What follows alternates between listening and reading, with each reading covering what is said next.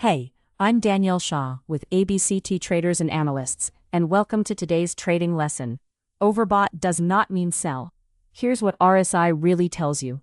We're breaking down RSI, Relative Strength Index, from the ground up. What it actually is, how it works, the exact rules for getting in and getting out, a real worked example, the mistakes that trip most beginners up, and how we put it to work in our own trading. This is education only, so stick with me to the end. And if you want real-time trade alerts, our free Telegram link is in the description. Let's dive into the Relative Strength Index, commonly known as RSI. This tool was created by J. Wells Wilder and is designed to help traders assess momentum in the market. Essentially, it compares the size of recent price gains to recent losses, and then squeezes that result onto a scale from 0 to 100. When the RSI is above 70, it's often considered overbought, and when it's below 30, it's seen as oversold. However, many beginners mistakenly think that they should buy at 30 and sell at 70. This simplistic approach can lead to losses, especially in trending markets, where prices can keep moving in one direction for longer than expected. So, remember, while these levels are important, they're not the whole story. You need to look deeper to understand market dynamics. Now, let's talk about how RSI actually works. The calculation involves a look-back period, where we compare average gains to average losses. This gives us a value known as RS. When there are strong upward movements in price, the RSI approaches 100. Conversely, sharp sell-offs drive it closer to 0. There are 3 key readings to consider. First, divergence indicates a potential trend reversal. For instance, if price makes a higher high but the RSI makes a lower high, momentum is waning. Second, in a strong uptrend, RSI tends to float between 40 and 80, rarely dipping to 30. Third, the 50 line is crucial. Levels above 50 suggest buyers are in control. Understanding these factors can give you a solid edge. Let's move on to settings that matter for the RSI. The default period is 14 as set by Wilder, and this remains the standard for many traders. If you use a shorter period, say between 7 and 9, you get faster signals, but they can be noisy. On the other hand, longer periods, like 21 or more, provide smoother signals, but can lag behind the action. As for the bands, the default is set at 70 for overbought and 30 for oversold. However, trend traders often adjust these levels to 80 and 20 to avoid premature exits, or even use 60 and 40 as a filter in trending markets. These adjustments can make a significant difference in your trading strategy. Now, let's discuss some entry rules when using the RSI. For a reversal play, look for opportunities in a range-bound market. Buy when the RSI is below 30 and starts turning back up, especially if there's bullish divergence and a reversal candle present. But remember, don't just buy because it's under 30. For a trend play, in a strong uptrend, consider buying when the RSI dips to around 40 and then starts to rise again.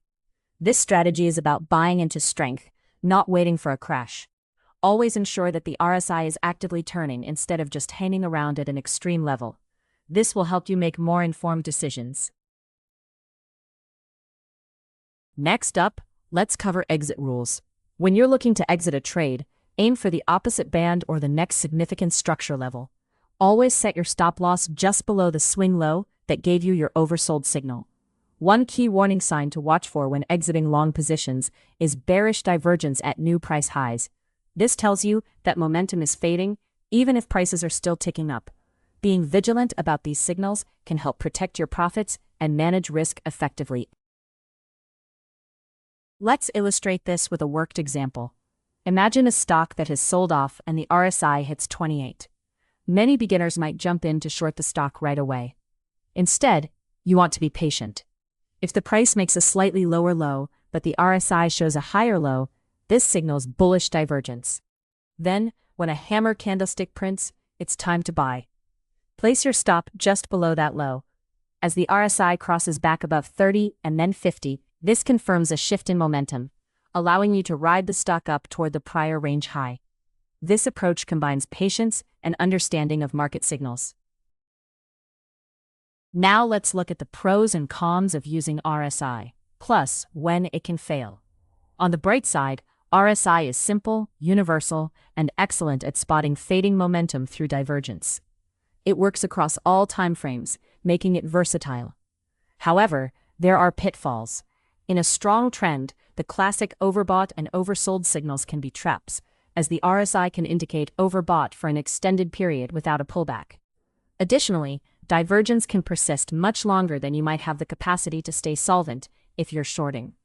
Being aware of these aspects will help you use RSI more effectively. As we wrap up, let's talk about common beginner mistakes when using the RSI. One major error is shorting simply because the RSI is above 70, or buying just because it's below 30. Ignoring the trend is another pitfall. Using range rules in a trending market can lead to losses. Additionally, trading on divergence without price confirmation is risky, as divergence can repeat itself without leading to a reversal. Being mindful of these mistakes will strengthen your trading approach. Finally, let's see how TradeAlgo incorporates RSI into its strategies. RSI serves as a core reversal filter in the gap-down reversal scanner. One of its 6 reversal signals is when RSI is under 35 and rising, which indicates a turning point rather than just a low reading.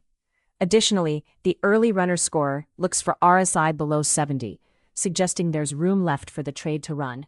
The pattern here is intentional. TradeAlgo avoids trading based solely on extreme RSI values and instead focuses on when the RSI begins to turn. This strategy can enhance your trading effectiveness. In summary, RSI measures the speed of momentum rather than its direction. Remember, in strong trends, the overbought condition can persist, so don't fight it. The real advantage comes from spotting divergence and the turning point, not just the 70-30 lines. Understanding this will give you a more nuanced approach to using RSI in your trading. And that's RSI, Relative Strength Index, start to finish. If this made the strategy click for you, do me a quick favor, smash that like button and subscribe, because we drop a brand new trading lesson every single Sunday. Drop a comment with the strategy you want next, and join our free Telegram channel for real-time alerts with exact entry and exit levels. The link is in the description. Remember, this is for education only, not financial advice. Every strategy has losing trades, so always manage your risk and trade safe. See you in the next lesson. And if this video helped you in any way, please hit the like button and subscribe to the channel. It really motivates us to keep making these for you. And join my free Telegram channel for daily alerts with exact entry and exit prices